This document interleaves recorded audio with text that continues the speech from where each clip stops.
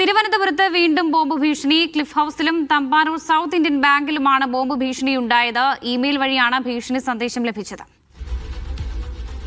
സനിസയാണ് വാർത്തയുടെ വിവരങ്ങൾ നൽകാനുള്ളത്. സനിസ, ഇതിപ്പോൾ സ്ഥിരം സംഭവമായി മാറിയിട്ടുണ്ട്. പോലീസിന്റെ പരിശോധന എങ്ങനെയാണ്? ആരാണ് ഈ ഭീഷണി സന്ദേശം അയച്ചത് എന്നുള്ള വിവരങ്ങൾ എന്തെങ്കിലും ഉണ്ടോ? വർഷ, തിരുവനന്തപുരത്ത് ഇത്തരത്തിലുള്ള വ്യാജ ബോംബ് ഭീഷണി ഒരു സ്ഥിര സംഭവമായി മാറിയിരിക്കുകയാണ്. എല്ലാ മാസവും ഒരു 2 പ്രാവശ്യമെങ്കിലും ഈ വ്യാജ ബോംബ് ഭീഷണി ഉണ്ടാവും. എല്ലാ പ്രാവശ്യവും ഇമെയിൽ വഴിയാണ് ഇത്തരത്തിൽ ഭീഷണി എത്താറുള്ളത്. ഇന്ന് ക്ലിഫ് ഹൌസിലും അതുപോലെ തന്നെ തമ്പാനൂർ സൗത്ത് ഇന്ത്യൻ ബാങ്കിലുമായിരുന്നു ഇത്തരത്തിൽ ബോംബ് ഭീഷണി ഉണ്ടായത്.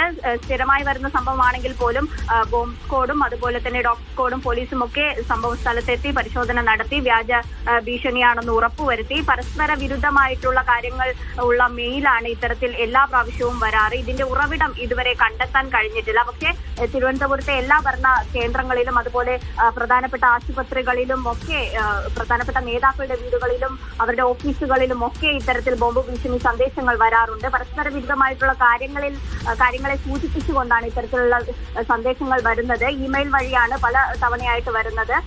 പക്ഷേ ഇതിന്റെ ഉറവിടം ഇതുവരെ കണ്ടെത്താൻ കഴിഞ്ഞിട്ടില്ല. വർഷം